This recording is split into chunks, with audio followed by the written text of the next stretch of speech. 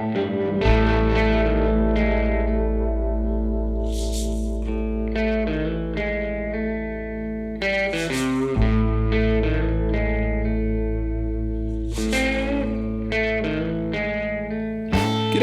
welcome to Say It With Guitars. I'm your host, Pete Cornelius. Each episode, I'll be digging deep and getting to hang with some of Australia's finest guitar pickers, songwriters, producers, collectors, and makers. I look forward to bringing you these fun conversations, and I hope you enjoy Say It With Guitars. G'day there, friends. Thanks again for joining us on the pod. The seasons are flying by, I tell you. It's been a quick little turnaround this year so far. Yeah, anyway, hopefully everyone's having a great time out there, enjoying what spring can bring. I know there's been no swell, so I look forward to hopefully some big southerly or easterly swell patterns, because it's been quiet in the water. Anyway, speaking of quiet, I'm going to have a quiet weekend. School holidays coming up down here in Tassie, so yeah, look forward to hanging out with the fam for a couple of weeks. Gig-wise, I'm playing guitar with a fella called Ezra Lee. Ezra Lee's a genuine boogie-woogie rock and roll piano player, and he's coming down to St Helens for the weekend. So yeah, we're playing some shows with Ezra, mainly for the festival called George, which is a great beer festival run by my bass player Simon and a few of his mates. So yeah, looking forward to that, folks. And today's guest, Mr. Luke Watt. He's a great singer-songwriter, guitar player, great approach to playing some interesting chord voicings, and some great lyrical content.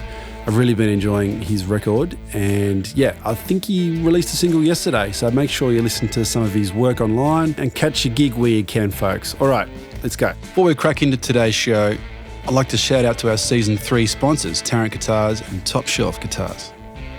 The custom workshop of award-winning luthier Billy Tarrant on the northwest coast of Tasmania uses locally and internationally sourced solid tone woods to create a wide range of custom guitars, including acoustic, electric, lap steel guitars and specialty instruments, showcasing his passion for superior tone and structural integrity. Tassie's one-stop custom workshop for custom-made guitars, all guitar repairs and services. Visit tarrantguitars.net.au. Top Shelf Instruments specialise in used and vintage guitars, pedals and amps, shipping worldwide from Hobart, Tasmania. They love helping players land exceptional instruments for manageable dollars, and guitars from Japan hold a special place in their hearts. New old guitars hit the website almost daily, so head on over to the website for this week's weird and wonderful offerings. topshelfinstruments.com.au. All right, on with the conversation. All right, folks, I'd like to welcome to today's show, Say It With Guitars, Mr. Luke Watt. Luke, how you doing?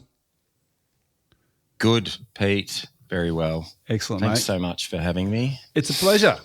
Thanks for getting on board and, joining the mighty list of guitar players that are on the on the podcast. Yeah, so it's a intimidating list, so it means a lot that you asked me on. But yeah, I've really enjoyed being a listener to the podcast, and certainly learn a whole heap listening to previous episodes of yours, and there's some big influences of mine that you've interviewed and chatted with. So it's great.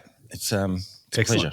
I'm glad you've been tuning in. It's a bit of a labour of love on my end. So to hear some feedback from the audience and players that are getting little nuggets of info, I think it's a worthy cause. It's nice to hear other people who you admire speaking of similar, and I'm not putting myself in the category of some of the people that you've chatted to, but just speaking of similar thoughts, that you've had around creative process and, being able to relate to certain things that you hear or, well, on that's one side of it. Yeah. It's really nice just feeling like, oh, that guy feels that as well. Yeah. Yeah, it sort of justifies some things that you might have had doubt in your approach. Yeah. It's Totally. Yeah. Yeah. Yeah, That's been there's great. definitely Well some done. lots of stuff to be learnt, and hopefully the people who are just tuning into the show might go back and check out some previous episodes, because I know that, well, for instance, Jeff, who produced your new record, he's on episode 1 of season 1. He was the guinea pig, which was amazing he for was him to go, hey Pete, yeah, look, sure, I'll do it, why not? But he's such a Of pro, course. he Yeah. could talk to anyone about anything and be entertaining. Absolutely. So Yeah, he's such fun to chat with, and obviously a wealth of knowledge, and a proper genius. So it was a good episode 1. I tuned in straight in the week it dropped. bang. Yeah. Cool. Well, since we've opened up that little worm of can of worms that is Jeff, shall we talk about how you came about to be working with him for your new record? I know that I can definitely hear Jeff in your playing and your singing and just your approach on the acoustic guitar. So obviously Jeff has been an influence, but yeah, what was the thing that made you connect with Jeff for the new album?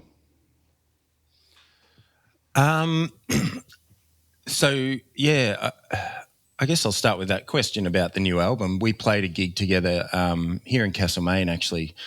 It might have been 12 months ago, and I'd worked with a couple, only really 2 other producers as such, and then done a record of my own at home. And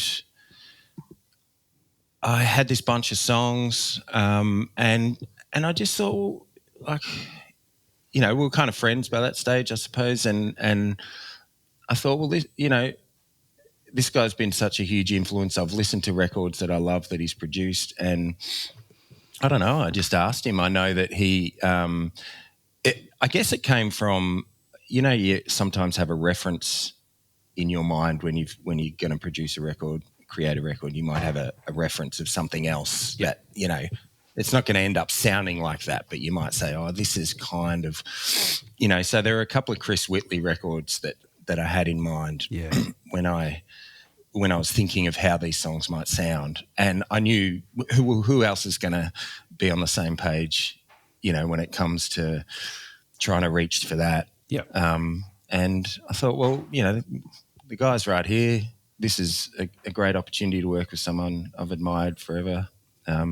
So I asked him, and he was on board. Great. But as far as, I grew up in Warrnambool and got to know Jeff. Well, met Jeff when he used to come down and play at the Warrnambool Hotel. I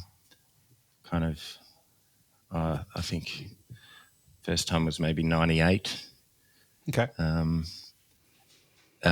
then just, obviously being a fan over the years and running into him.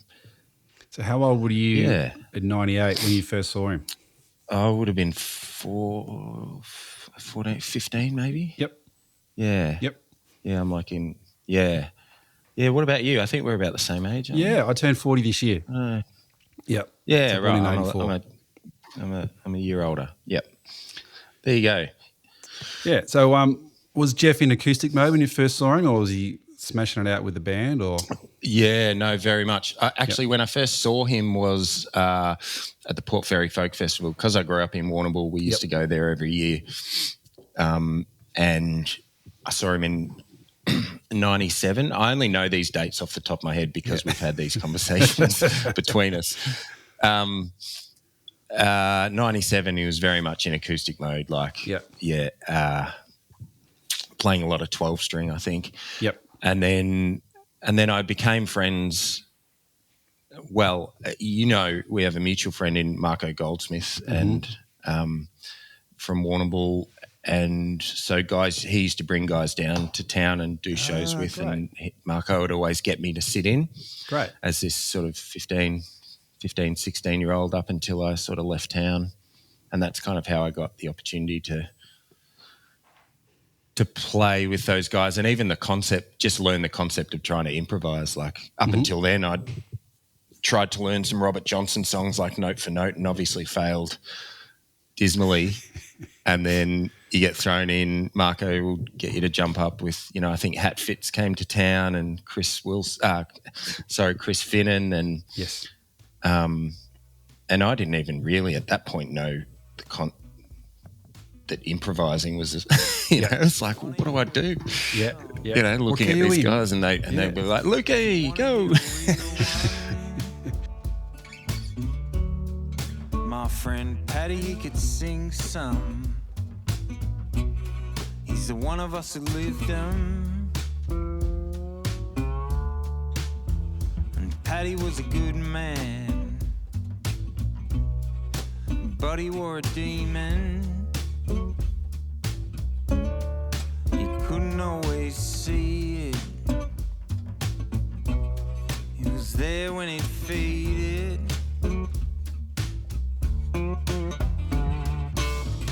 And there's some kind of dissonance between desire and better sense. But Paddy was a good one. He was the first son, anything but a wild one. But life has a fast way of bringing up the questions, like why can't my body rest at night, and why am I so tired of its town? Yeah, so that was the early opportunities, which spoiled. absolutely. That's a great experience guys. as a youngster. Hat Fitz, I remember, was another one. Yeah. Yep. Yeah.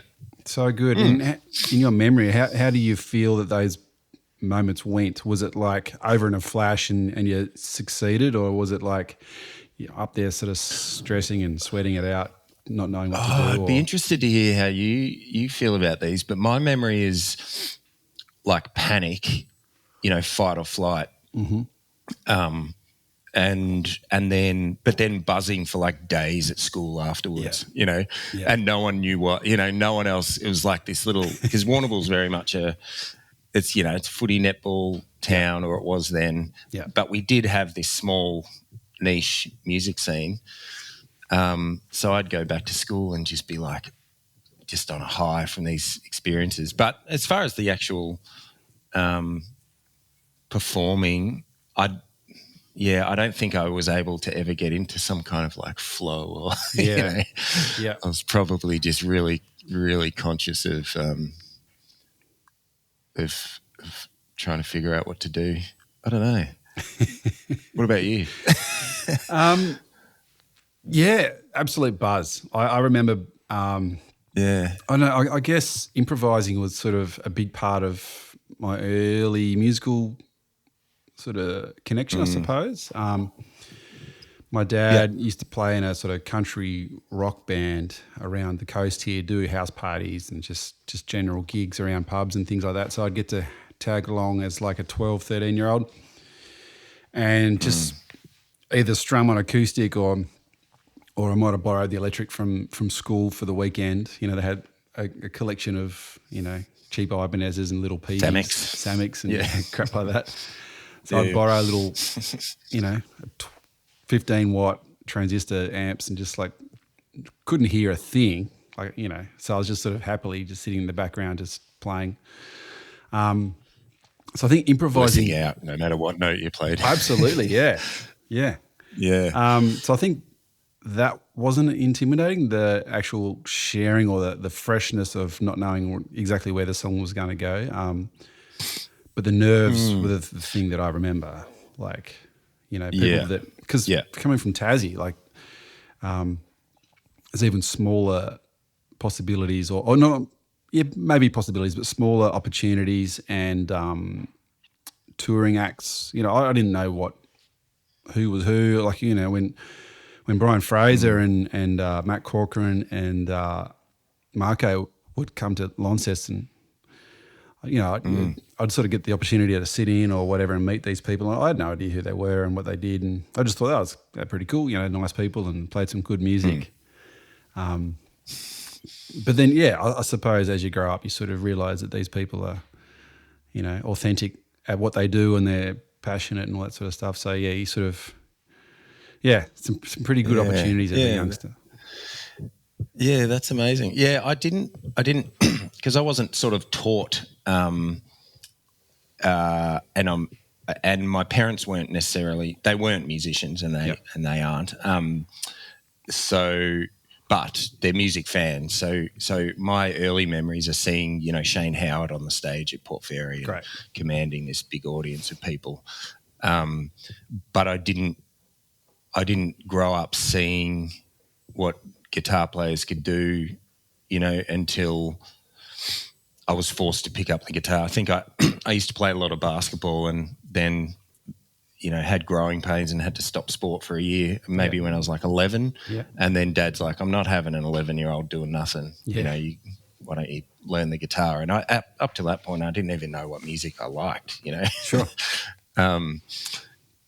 But so no one showed me, these are the scales you can move around in amongst this and create a voice. And but it was via playing with those guys on stage that I realised, oh shit, that's what they're doing. Like I'd learned, an Elmore James lick, and then Marco's throwing me a solo, and I'm just playing that lick, and then I'm like, oh, he wants me to do something else. Okay. So it was sort of baptism by fire. So was Marco? Was he? Were you guys pretty tight? Was he a good mentor as such? Like when it came to showing you different techniques or artists to listen to, or tunings or stuff like that. Was he the guy that you kind of? He didn't really. He didn't really show me guitar stuff other than me observing him. So Marco Goldsmith, for anyone maybe who doesn't know, in the 90s, formed a band in Warrnambool called Blue Heat, which had some pretty great success, opening for BB King, I think was their last gig. Yeah. And anyway,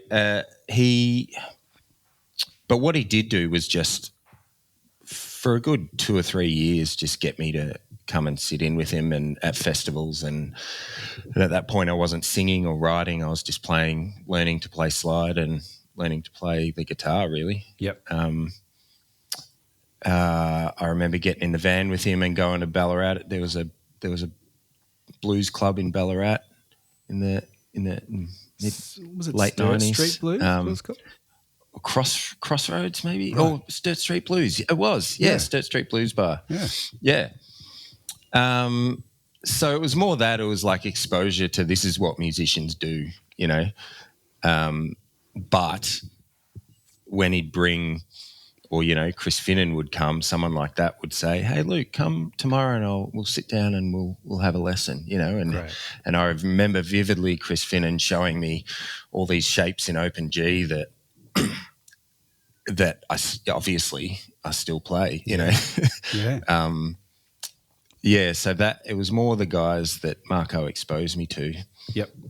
Really, but Marco is an amazing influence in lots of ways. Yeah. Yeah, it sounds like he sort of enabled opportunities. Was sort of willing to take you under his wing a little bit and sort of throw you in the deep end. Total enabler. Yeah, enabler. Yeah. That's great. No, exactly. And I think we were messaging recently, and he used those words. Yeah, I think I threw you in the deep end a bit, but I'm grateful. As long as it wasn't under the bus, as long as it was only the deep end. It potentially was at times. I don't know, but that's up to the audience, I suppose. Well, that's cool. So you're onto slide playing at an early age. What was the appeal there? Was that just the feeling of being a fretless, wandering scales or notes, or just that kind of vocal-like quality to the tone, or like what was the little thing there? I certainly wouldn't have had the vocab to explain it like that at the time. I think it was Robert Johnson records that Dad, he had that complete recordings of Robert Johnson CD package that I first heard the slide on. And, you know, us not knowing, it was definitely that I went, oh, Dad, can you kind of make me a slide and I can try to do this? And I think he cut one out of aluminium at the time, which, you know, clearly isn't going to sound great. But we didn't know what we were doing. And then it was like, I think not long after it was seeing Langy, you know, and you're like, what the hell is that? Yes. Yeah. Right. Like that was just like an explosion in my mind of I think it was for a lot of people. And then so I remember sort of learning slide guitar as far as trying to model off Delta blues guys and, you know, probably doing it really poorly up until I saw Jeff. And then it was a Byron Bay Blues Festival. Mum and Dad took me up to that, maybe might have been 98, around the same time, like 15, 16 years old. Yep. And, I just remember sitting in the caravan really, like, copying some things that I'd seen that night at one of his shows, and a few other people. I think he was playing with Hat Fits at the time, so those guys were, to me, playing similar kind of things, slide guitar-wise. But as far as what about the sound, I don't really know. It was just cool. Yep. Yeah. You know? Yeah. But now, you know, I know it is that it's you know, the ability to move around. I didn't really know scales, but I could kind of move the slide around to find somewhere that fitted. Yeah, absolutely. I don't know. Yeah, it's one of those things, especially when your guitar's in an open tuning, you know, you just knock the guitar and it sounds beautiful. So with the slide, you can sort of have that drone of, you know, 4 or 5 strings, and then you can pick out the highest string and do a nice little melody. And so it's almost like you're accompanying yourself, you know, like you can have a bigger, fuller sound and still bring out a melody. You still rock out on the lower string. So things like that. So I think, I know that was an... And when in doubt, just let go and just hit the open chord. That's right. Or just hang out on the double dots, you know, around 12 and do some Elmore and off you go. Straight for the double dots. Yeah. She's the only one I've ever seen. I mean, really, really seen. For what it means to be sweet, Liza Jean.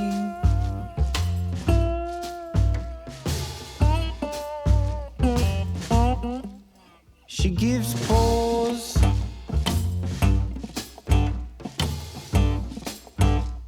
I found her in the market for a score.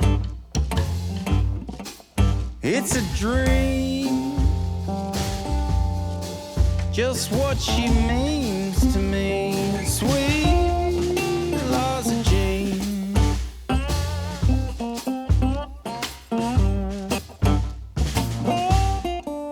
She's a steal.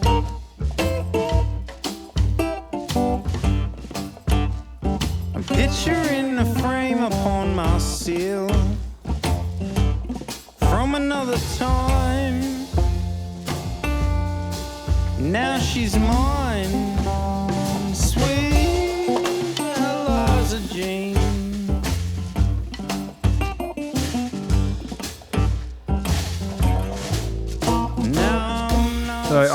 Look, I certainly have never mastered the thing, and I know everyone would say they haven't. But I guess what I'm saying is I don't consider myself, especially now, I'm sort of resigned to the fact that I'm not, guitar playing isn't actually my biggest strength. You know, as a kid, you're like, I want to be a guitar player, but I've realised I just didn't devote the time, and the energy to sit there and learn what I could have learned, and I'm sure I still could. But as far as myself as a musician and what I've got to offer, I don't pretend that I'm a guitar player and a slide guitar player of the caliber that I could imagine being. Yeah, but it really comes like it's a hard thing to think about and to analyze, because some like what is the ideal guitar player? Like, to me it's someone who can make the song great, or can really support the lyric, or can, without being overpowering. Like I really can't stand a guitar player who's just going to play over every change or over every chance they get. So to me, the ideal guitar player is just someone who can really just enhance that pocket, enhance what the singer's trying to tell you, or what the drummer and the bass player are doing. It's just to really enhance every element. And if you get a chance to jump out of the box, by all means have some chops. But I don't it's funny that the players I admire more nowadays are the players that don't play much, who just sort of like sit back and just make it right. Who have you got in mind? I don't know. Like Mark Rebo just sprung to mind. I don't know why just then. But just like someone like that who can be a beautiful accompanist with some really nice chord voicings, and who can totally just go out there if need be, but he's happy to just sit back. Or someone like Junior Watson who can just play the hell out of a West Coast blues and have sweet tone, or I don't know. There's so many players. I heard that Mark Ribot thing in your playing actually only a couple of years ago at the Bendigo Blues Festival. I was playing as well, and I wandered into the park there and wasn't there. I was there to get some food and just heard this guitar playing. And I was like, what the hell is that? That is fantastic. But I think, you're just playing rhythm guitar. Right. But like you say, it was feel and tone, obviously. And then I went, oh, that's Pete Cornelius. Right. I know of that guy. Yeah. Oh, cool. That's nice. Thanks, man. It's working. Finally. Hell yeah. So, what's your ideal guitar player? Are you I'm sure you're in the similar sort of situation, right? Like, I never got. Well, I think I was going to mention before when I heard "Dirt Floor" by Chris Whitley. Yeah. To me, there's not a solo in sight on that record. Yeah. But that's some of the most beautiful guitar playing that hits me, right in the guts. Yeah. It was a national guitar played in a way that I hadn't heard before, and it wasn't played in a way that was played because it's a national guitar. It wasn't like this is a steel or brass body guitar, and so I have to play it like this. And then there's those Chris Whitley chords, which you just can't find on your own fretboard. Yeah. There's just something so haunting and beautiful about that guitar playing that, that's sort of ideal to me. Yeah. I actually love, and it was a few years ago now, but I discovered, Blake Mills playing. I mean, obviously he's incredible, and I think he can go, he can do just about anything. Yeah. But if you ask me, when especially in formative years, what guitar playing I idolised, as far as that's what I'd love to achieve, was on some of those acoustic Chris Whitley records. Yep. Yeah. Yep. Which haven't even, to be honest, sat down and tried to achieve. I guess it's one of those things that, comes out via, osmosis or something. Yes. Like one or two notes. Yep. Yeah. Yeah. Hey, did you ever see Chris when he was out here performing over the years? I did, yeah. I saw him at in St Kilda. What was the venue there? Matt Walker opened that night. It was maybe 2005 4 or something. I was, and then again when he was out recording the record with Jeff, Dislocation Blues, I saw them at the Northcote Social Club. Great. Yeah. Great.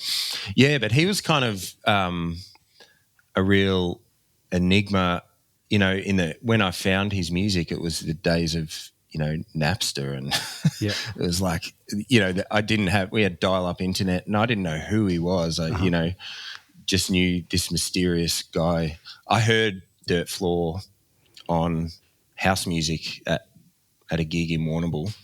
Ah, great. I just couldn't get a hold of it, you know. So for a long time it was just so mysterious. Yeah. You know, just hear little snippets and little grabs of live records like that live at Martyrs. So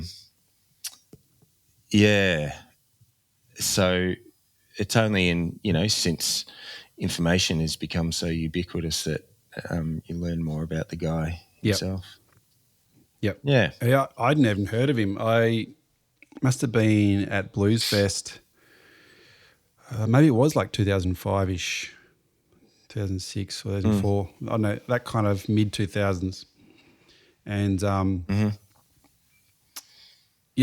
was with Jeremy Edwards and his brother Ben at the time, and my drummer George Brugmans, and they were fans. They knew who he was and what he did. And they're like, Pete, we're going to see Chris Whitley. I was like, who's this guy? So managed to get backstage, sitting on the side of stage, and here's Chris just like with this like tiny little string sort of strap with his, you know, wife beater Bonzi on, playing this heavy national. I was amplified duolian thing. Absolutely. And the whole what did you think?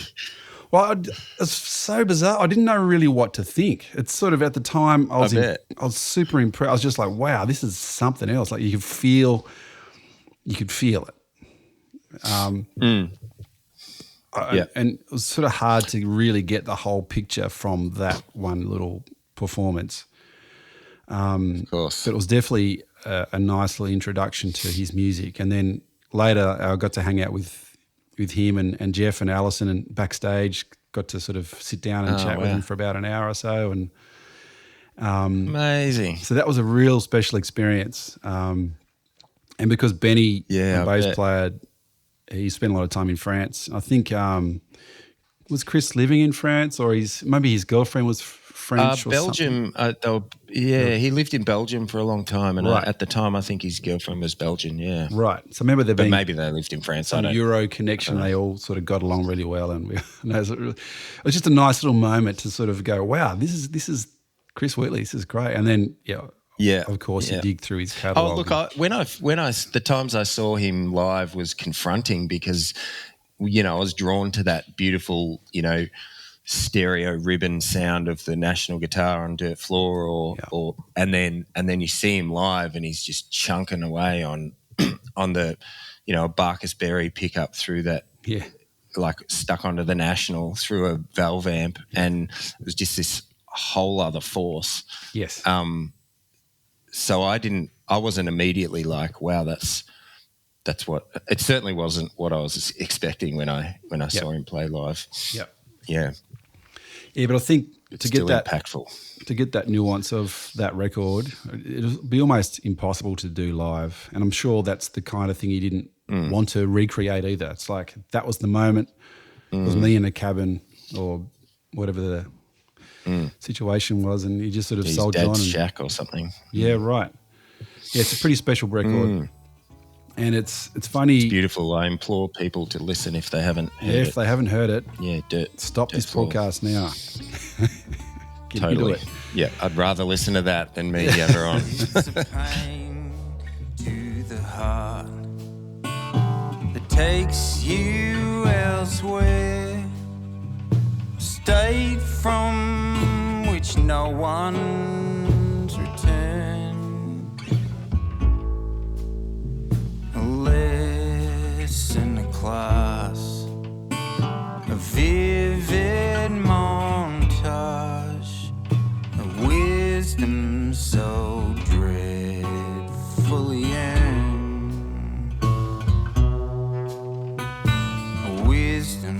so dreadfully end. They see in your eyes a light that subsides, a thing that makes all friends concerned. Schism we find from which we divine a wisdom so dreadfully end. A wisdom so dreadfully end. And every man once in his lifetime should pull a boat over a mountain. So It's funny, I've got a few guitar students. I don't teach much anymore, but I've got a few. And the other day, one of them turned up and I could hear in the car, like, because only like a young kid, she must be in year 6 at school. She turned up and I could hear her dad had blasting dirt floor from the car. Like, I was like, Wow. I better go and investigate this. This was great. So, instant kind of like, How'd hey, that pan out? hey, that was good. Yeah. It was like instant mates. So good. Hold on to that, student. Yeah. That's right. Yeah, that's fantastic. Yeah. So, as a performer, what do you think? So, you're talking about your strengths as you don't think guitar is really part of your strength. What do you think is the thing that makes Luke what? Like, what is the? Oh, I don't know. You think it's just like to me when I hear your tricky. music, I'm drawn to the song. So it's the lyrical content, the mood. I think a lot of it is the general mood that the track sets up, and then the guitar playing fits that either with tonal choice or with note harmony, rhythm choice, and It's nice. and also having the band behind you on that new record, like that, just the whole thing to me just sounds like it's all. Yeah, it's perfect. It's great. Thank you. That means a lot, Pete. It's certainly in the the last, more recent years. I think my songwriting has become more of a focus. I got really into. I did a record with a friend of mine, and we wrote a bunch of kind of historical songs based on, Australian stories of mutiny. And Matt Walker produced this record, and it was called Above the Bit. And prior to that, I live in Castlemaine, so that stuff kind of filters in. That historical stuff filters into your songwriting anyway. And it's just an interest of mine. Yep. So this record, as far as the songwriting, is kind of somewhere in between,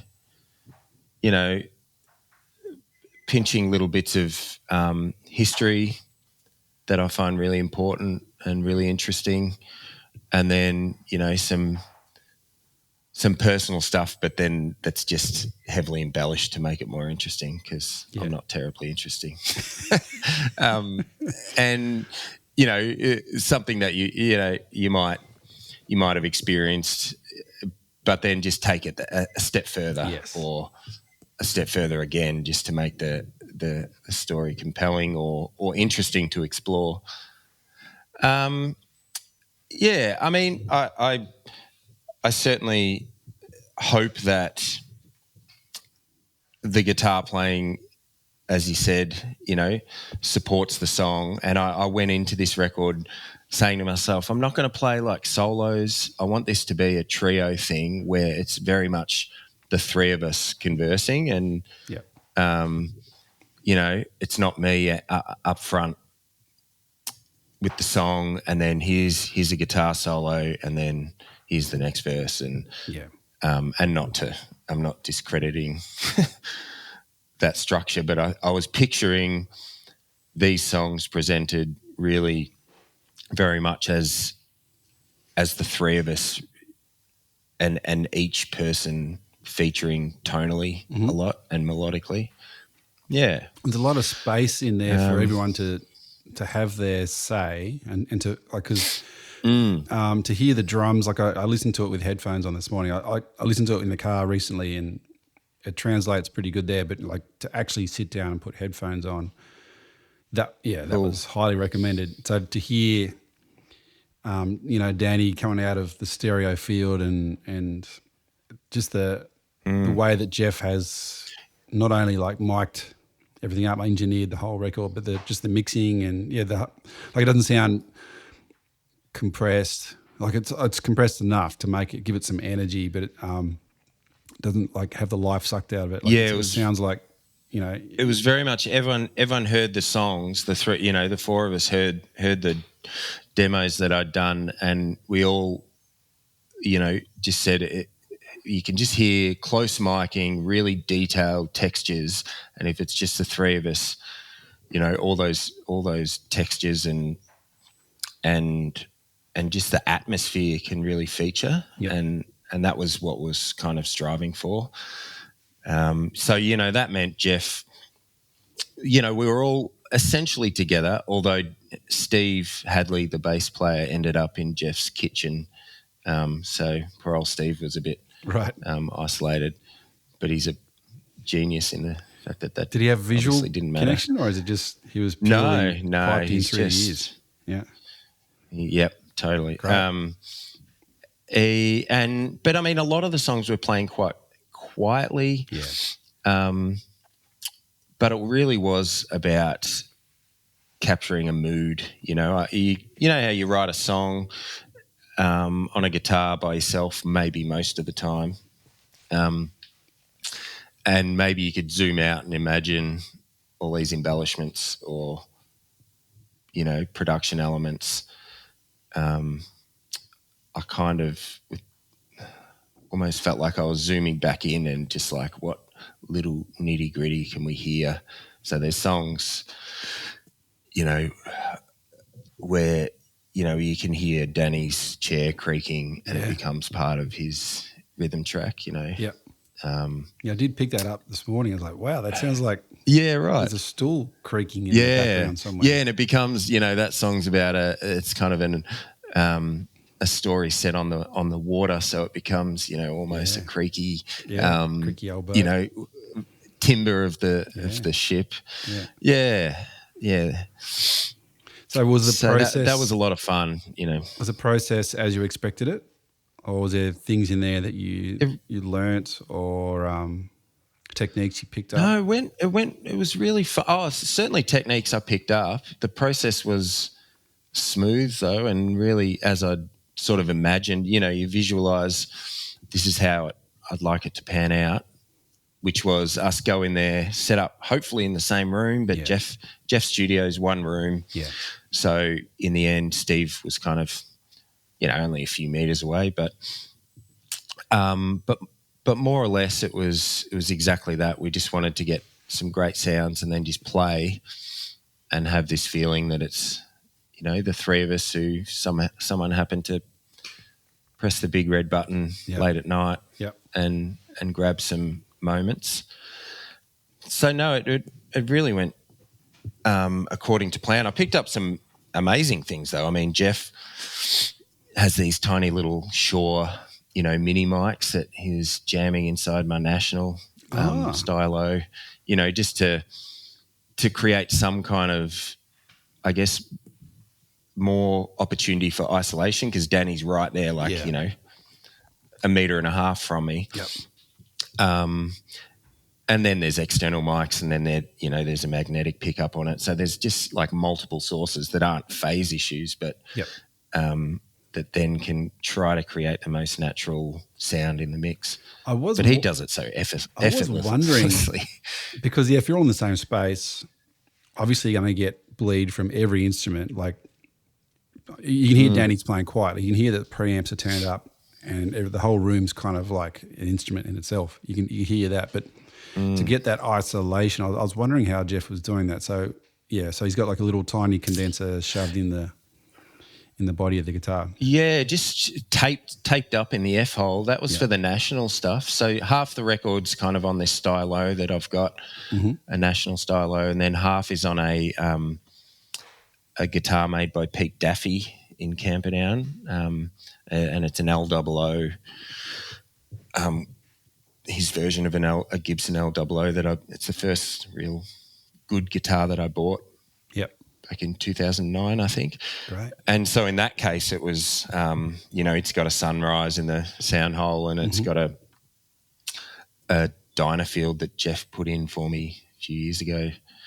And then there was a mic externally as well. So he just did his magic once again in the mix to come up with something that sounded as natural as possible. Great.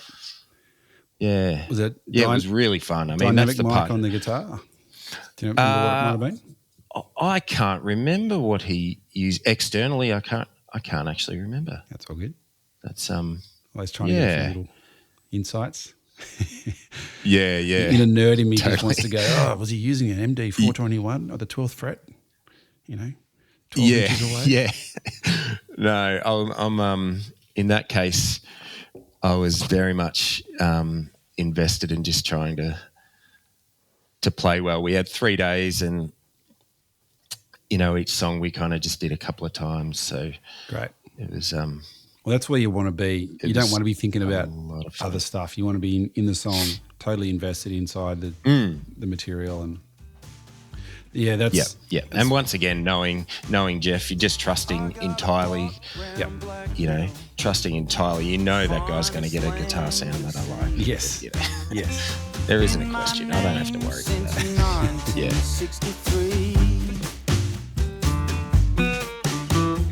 Buildings went up around us, and all the clothes us in. And since those days, a familiar chorus rings. They say, "Sell, Papa, sell. It's time to let the money." They say I'd be a millionaire. They say I'd be on easy street. But I don't believe the things should just fall at your feet. What they don't seem to understand is to sell would undo my lifelong plan. I've seen out my days in ways I so rightly deserve. They say, "Sell, Papa, sell. It's time to let the money serve you." Well, I know they mean well when they tell me to sell. They don't get it. I work too damn hard for too damn long, and I won't be told what to do. It's worthy to mention that I'd lose that pension that I'd worked for all of my life. But they say, "Sell, Papa, sell. It's time to let the family handle it."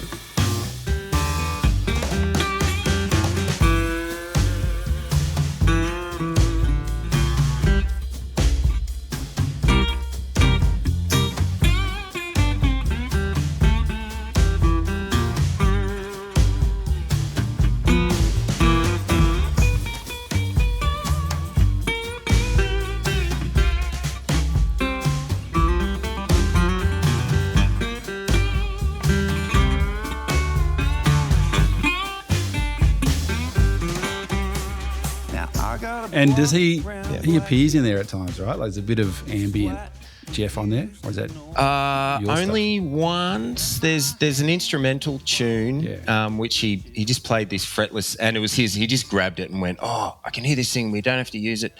And he played this fretless thing that almost sounds like a horn line. That's just on an instrumental thing, and then there's a couple of little sparkly additions which aren't actually. It's my guitar playing just run through this.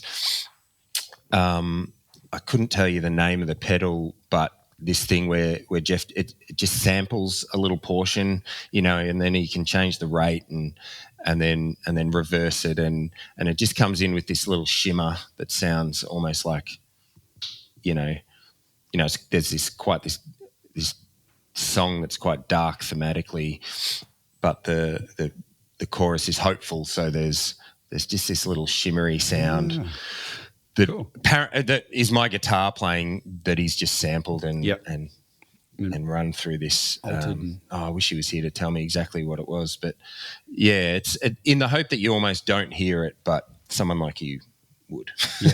Oh, great. I'll have to try and pick that out. But that's it. But Alison Ferrier, his wife Alison, sung on a bridge part on the last song on the record. Yeah. Great. That's good, man. Other than that, it's the three of us. A great experience. I know you dropped a couple of singles so far. By the time this podcast comes out, no doubt you've dropped a couple more or released. I hate the word dropping singles. It's like you're getting rid of it. You're throwing it. It's weird, trash. Isn't it? Yeah. I've got to stop myself saying it. Yeah. You're going to be releasing audio. I certainly don't say it. No. Yeah. Content. No. That's right. So there's a couple of singles at the moment. I don't know when the podcast will come out, but I dare say the album itself will be out by then. I'll probably put it out by the end of before the end of 2024, well and truly. So yeah, I'm really proud of it. Yeah, man, you should be. It's great. It really, it's a strong album, top to bottom, and some nice catchy tunes in amongst the sort of deeper lyrical content as well. So yeah it's something for everyone. Oh, nice. Lovely. Appreciate that. Cool, man. And how can people find you and buy your music? You got any pre-save links to your album, that sort of stuff? I've got a website, lukewatt.com. That's that, and then there's obviously links to social media stuff there. Yep. That's probably the easiest way, Pete. Totally. To be honest. Yeah. It gets too complicated. Follow the links. Yeah. Ring the bell. Yeah. But the website should direct people to where they can find the music. Yeah. Excellent. Very cool, man. Well, thanks for hanging out with us on the pod. And yeah, I look forward to sharing your music with the fellow listeners. And yeah, we'll catch up one day sometime soon, I hope, man. Thanks so much, Pete. I appreciate your time. Yeah, let me know when you're in Vic next. Yeah, I'd love to come up to Castlemaine, and it's a beautiful theatre there. The Theatre Royal is such a sweet venue. So I'd love to. So have you played there? Years ago, yeah. I was touring with a Chicago fella, Steve Harvey, and we I know Steve, yeah. Yeah, we did a show at the theatre. It was so nice. I mean, I think awesome. I got this memory of this weird sort of backstage area. They had this sort of little staircase, little book. I don't know, this little spot, like a little Harry Potter room sort of thing. We shoved our drummer in there for a gag. Yeah. Totally. Yeah. You sleep under the stairs at the back of the theatre. Yeah. Lots of great venues in town. So, yeah, come play sometime. Sounds good, man. All right. Take it easy. Thanks, Pete. Thanks for listening, folks, to another episode of Say It With Guitars. If you enjoyed today's episode, please subscribe to the podcast, share it around to your mates, leave a good review, and hopefully we'll see you next time.